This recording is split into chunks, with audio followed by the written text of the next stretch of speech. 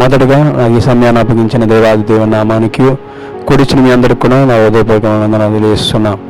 ఈ 4వ దినమున దేవుడు మనతో మాట్లాడే మాటలు మనం విని చాలా జాగ్రత్తగా అనుసరించినట్లయితే ఆ మాటలు మనకి ధైర్యాన్ని కలుగు చేస్తాయని చెప్పి మీకు తెలియజేస్తున్నా. అదేవిధంగా ఆ యొక్క మాటలను కానీ మనం విని దాన్ని గ్రహించినట్లయితే, దాన్ని అనుసరించినట్లయితే ఆ మాటలు మనకి నిత్య జీవితంలో ఉపయోగకరమైన మాటల వలె ఉంటాయని చెప్పి దేవుడు మీతో మాట్లాడుతున్నాడు ప్రియరా. ఈ 4వ దినం కొరకు మన కొరకు ఏర్పరచబడిన వాక్య భాగం ఏదనగా లోక గారు రాసిన సువార్త 18వ అధ్యాయం 1వ వచనం నుండి చదువుకుందాం.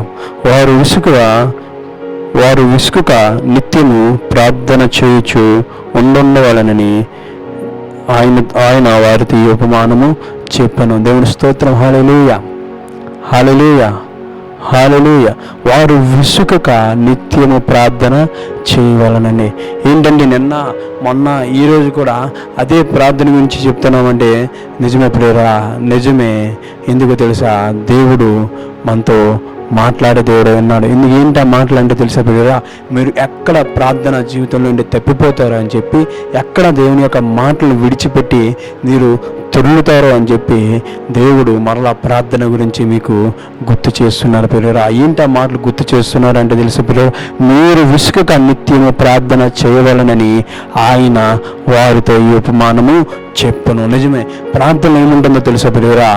విసుగు ఉంటుందమ్మా. ప్రార్థన జీవితంలో నువ్వు అనుసరిస్తున్న ప్రార్థన జీవితంలో, నువ్వు కుటుంబం జీవితంలో కానీ, నువ్వు దేవునికి ఆత్మీయంగా గడపే జీవితంలో కానీ నాకేం కలుగుతుందో తెలుసా ప్రియరా? విసుగు కలుగుతుందని చెప్పి రాత్రికాల సమయంలో దేవుడు మాట్లాడుతున్నాడు ప్రియరా. మీరు విసుకక నిత్యము ప్రార్థన చేయవలనని ఆయన వారితో ఉపమానము చెప్పును. ఏంటి ఆ ఉపమానం ఏంటంటే, ఆ ఉపమానం గురించి మనం చూసుకున్నట్లయితే ఆ ఉపమానము మనుషులు లక్ష్య పట్టిన ఒక శతాధిపతి, మనుషుల్లో లక్ష్య పట్టిన ఒక న్యాయవంతుడు, లేకపోతే ఒక న్యాయవాది కనపడినట్టుగా, న్యాయాధిపతి కనపడినట్టుగా మనకి కనపడుతుంది. ఒక అన్యాయస్తుడే న్యాయాధిపతి మనుషులు లక్ష్య పట్టక, దేవునికి భయపడక, అనేకమైన ఆచారాలు గుండా ఆ వ్యక్తి ప్రయాణిస్తున్నప్పుడు, ఆ వ్యక్తి ఉంటున్నప్పుడు ఆ వ్యక్తికి చెప్తున్న మాట ఏంటో తల్లి అడుగుతుందయ్యా 10 మార్లు తెరుచుకోరు. ఒకసారి చదువుకున్నాం ఆ మాట 3వ వచనం నుంచి. ఆ పట్టణంలో ఒక విధవరాలు ఉండెను. ఆమె అతని యొద్దకు తరచుగా వచ్చి నా ప్రతివాదికి నాకు న్యాయం తీర్చమని అడుగుటకు వచ్చును గాని అతడు కొంతకాలం ఒప్పుకోకపోయినను. తరువాత అతడు, నేను దేవునికి భయపడను, మనుషులు లక్ష్య పెట్టనను, ఈ విధవరాలు నన్ను తొందర పెట్టుచున్నది కనుక ఆమెకు మాటికి వచ్చి గోజారున్నట్లు ఆమెకు న్యాయము తీర్చుదము అని తనలో తాను అనుకున్నాను. దేవుని స్తోత్రం. హల్లెలూయా. ఒక అన్యాయస్తుడైన న్యాయాధిపతి, అన్యాయస్తుడైన న్యాయమూర్తి ఏం చేసి ఉన్నాడు తెలుసా ప్రియరా?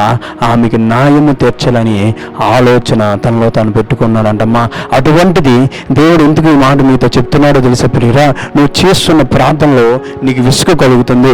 కొన్నిసార్లు నీకు జవాబు చాలా దూరం అయ్యే ప్రయత్నంలో ఉంటున్నప్పుడు, కొన్నిసార్లు నీ జీవితాల్లో ఆ ప్రార్థనకు జవాబు రావట్లేదు అన్నప్పుడు నువ్వేం చేయాలో తెలుసా ప్రియరా? విసుగుగా ప్రార్థన చేయాలి. దేవుని స్తోత్రం. హల్లెలూయా. నేను మాట చెప్తున్నా, నీ ప్రార్థన జీవితంలో నీకు విసుగుంటుందమ్మా. నీ ప్రార్థన జీవితంలో నీకు ఏం దొరుకుతుందో తెలుసా ప్రియరా? కొన్నిసార్లు సమాధానం దొరకదు. నీ ప్రార్థన జీవితంలో కొన్నిసార్లు నీకు అసమాధానంలో నేను నడిపిస్తుంది. అటువంటి సమయంలో అయినా సరే దేవుడు నీకు తోడుగా ఉన్నాడని చెప్పి, దేవుడే నీ ఆశ్చర్య దొరకమని నువ్వు నిర్ణయించుకుని ఆయనకే నువ్వు ప్రార్థించాలి తప్ప నువ్వు ప్రార్థన నుండి తిరిగి వెళ్ళిపోకూడదని చెప్తున్నాడు ప్రియరా. నమ్ముకుని ఎలా అని చెప్పి పేతురుతో మాట్లాడిన దేవుడు నీతో నాతో మాట్లాడుతున్నాడు. ఆనాడు పేతురుతో ఏం మాట్లాడాడు తెలుసా ప్రియరా? గాలి సముద్రంలో నిర్మలపరిచి అప్పుడు పేతురు అంటున్నమాట, నువ్వు నిజంగా దేవుని కుమారుడు అయితే, నిజంగా నువ్వు యేసుక్రీస్తు అయితే, నీతో పాటు నేను నడవడానికి, సముద్రం మీద నడవడానికి నాకు అవకాశం దయచేయని అంటే నువ్వు యేసుక్రీస్తు వారు అన్నాడు కదా, నువ్వు అన్నట్టే అనగానే పేతురు సముద్రం మీద నడిచినట్టుగా మనకి కనబడుతుందమ్మా. అంతేకాదు, ప్రాముఖ్యమైన విషయం మాట్లాడుతున్నా ఏంటో తెలుసా ప్రియరా? పేతురు పేతురు నడిచినంత వరకు కూడా యేసుక్రీస్తు వారిని చూశాడమ్మా.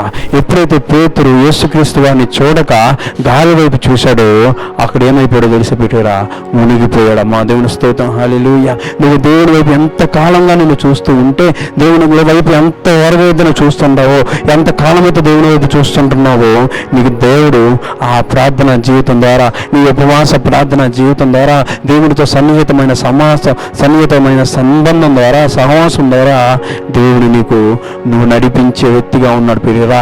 ఎప్పుడైతే నువ్వు గాలి వంటి ఆపదలు బట్టి, గాలి వంటి నిందలు బట్టి, గాడిద వంటి ఒడిదొడుకు బట్టి నువ్వు చూస్తావో నువ్వు మునిగిపోయే ప్రమాదం ఉంది. అందుకు దేవుడు చెప్తున్నాడు ఏంటో తెలిసే ప్రియరా, మీరు విసుగుక నిత్యము ప్రార్థన చేయమని చెప్తున్నాడు ప్రియరా. దేవుడి స్తోత్రం, హల్లెలూయా, హల్లెలూయా. మీరు నిత్యము విసుగుక ప్రార్థన చేయండి.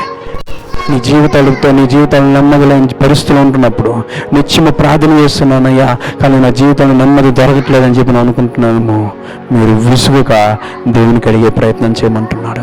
పేతురు ఆ రీతిగా మాట్లాడుతున్నావు, ఓ అల్ప విశ్వాసి, నీవేళ నమ్మకాన్ని కోల్పోయావు, నువ్వేళ తొందరపడి గాలి వైపు చూసావని ఆ రాత్రి కాలం సమయంలో యేసుక్రీస్తు వారు పేతురుతో చెప్పినట్టే ఈ రోజున, ఈ 4వ దినాన దేవుడు మీతో మాట్లాడుతున్నాడు. ఏంటో తెలిసే ప్రియరా, మీరు గాలి వైపు చూడొద్దు. మీరు గాలి వైపు చూడకుండా దేవుని వైపు చూస్తూ నడుచుకునే ప్రయత్నాన్ని చేద్దాం. కొద్ది మాటలు దేవుడు వినికిలో దీవించబడును గాక. అందరూ కళ్ళు మూసుకుందాం, ప్రార్థన చేసుకుందాం. పరలోకమున ఉంది మా తండ్రి, మమ్మల్ని మిక్కిలి ప్రేమించిన మా తండ్రి, అయ్యా ఈ 4వ దినాన నా ప్రభా తండ్రి మాతో గోజాడుచుకున్న విషయాలను బట్టి నా ప్రభా మీకు వందనాలయ్యా. తండ్రి పేతురు జీవితాన్ని తీసుకొచ్చి నా ప్రభా నీ వైపు ఎంతవరకు అయితే చూస్తున్నా నడిచాడో నా ప్రభా, నీటి మీద నడిచే రెండో వ్యక్తిగా, నీ తర్వాత వ్యక్తిగా ఆ పేతురుని నిర్మించుకున్నారయ్యా. తండ్రి ఇక నా ప్రభా గాలిని చూడకుండా, మాకు ఒడిదుడుగుని చూడకుండా, మా యొక్క ఇబ్బందులు మేము చూసుకోకుండా, తండ్రి మా స్థితిగతులు మేము చూసుకోకుండా, తండ్రి విసుగుగా నీలో నిత్యము ప్రార్థన చేసే స్థితిని, సహాయాన్ని ఈ మాటలు విన్న ప్రతి బిడ్డకును నాకును దయచేయమని యేసు నామమున అడిగి వేడుకుంటూ మా పరమ తండ్రి, ఆమేన్.